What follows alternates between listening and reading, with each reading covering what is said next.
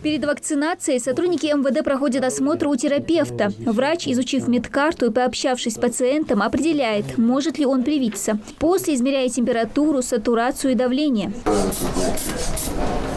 Следом процедурный кабинет. На выбор 2 вакцины – ГАМ-ковид и Ковивак. Весь процесс занимает не более 5 минут. Но это не хитрая процедура, пока единственная защита от короны, уверен Василий Пономарев. О коварности вируса и его последствиях замминистра МВД региона знает по себе. Переболев в прошлом году и почти месяц пролежав на больничной койке. После того, как мне уже ковид вылечили, мне пришлось еще долечиваться в госпитале МВД.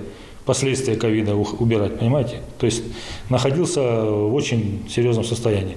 А сейчас решился провакцинироваться, потому что антитела ушли после ковида уже. И общаюсь с людьми, своим примером в том числе хочу показать, что нету ничего опасного в этой вакцине.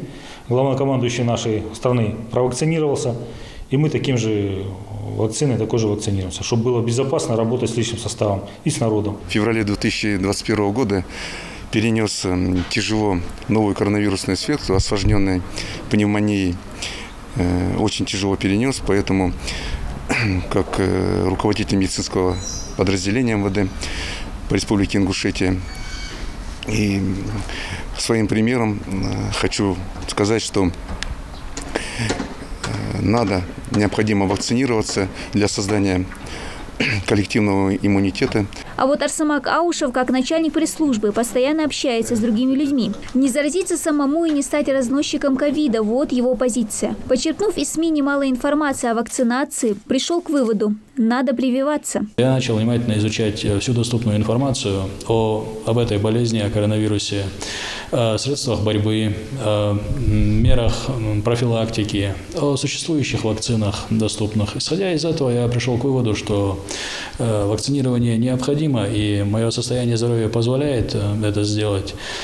И в любом случае разумный человек должен принять все необходимые меры к тому, чтобы подстраховаться и не допустить заражения себя лично и других людей. Прививку делают 2 этапа. В течение 2-3 недель у человека формируется иммунитет к коронавирусу. Через месяц проводится повторный укол для закрепления результата. Вопреки опасениям и слухам вокруг вакцины, желающих уберечь свое здоровье от ковида в регионе немало. По данным нашей республиканской поликлиники, уже нынешней городской, больше 100 тысяч пациентов, людей, а по Магасу больше 8 тысяч человек привито. Это учитывая, что не только население, а организаций на территории Магаса очень много, госучреждений очень много, сотрудники к нам обращаются, прививаются не по месту жительства, получается, а там, где они работают. То есть им удобнее обратиться к нам и привиться. Особых побочных эффектов у большинства вакцинированных не проявляется, но они возможны. Повышение температуры, легкий озноб и прочие симптомы – нормальная реакция на вакцину. При симптомах ОРВИ или же при наличии антител от коронавируса к вакцинации врач не допускает. Кроме этого, есть и другие противопоказания. Это обострение хронических заболеваний,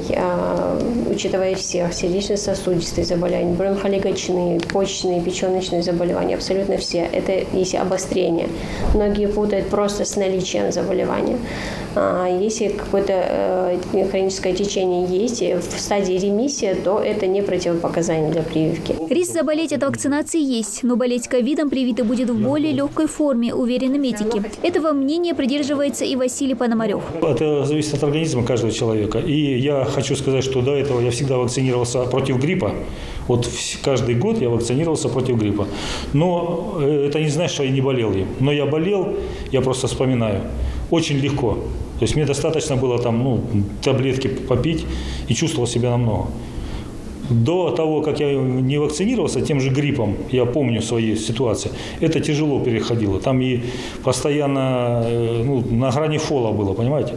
И даже если сейчас после вакцины кто-то, может быть, заболеет, но опять это надо такую дозу получить, то все равно легче пройдет. Вакцинация выработает коллективный иммунитет. Ну а тем, кто пока еще не сделал прививку от коронавируса, стоит соблюдать хотя бы простые меры профилактики. Дана Плева, Крамада Схоев, Новости 24.